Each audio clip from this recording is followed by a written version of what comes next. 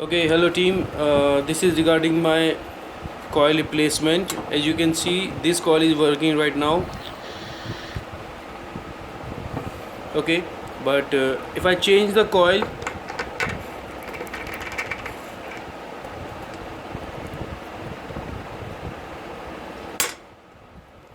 this is the real original coil, and this is the coil I received this time. As you can see, it's a bit different from the coil I use.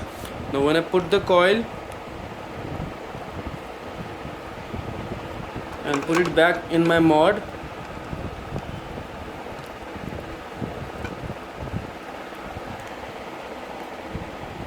it shows it's not working. So that's the problem. I hope you can help me with that. Thank you so much.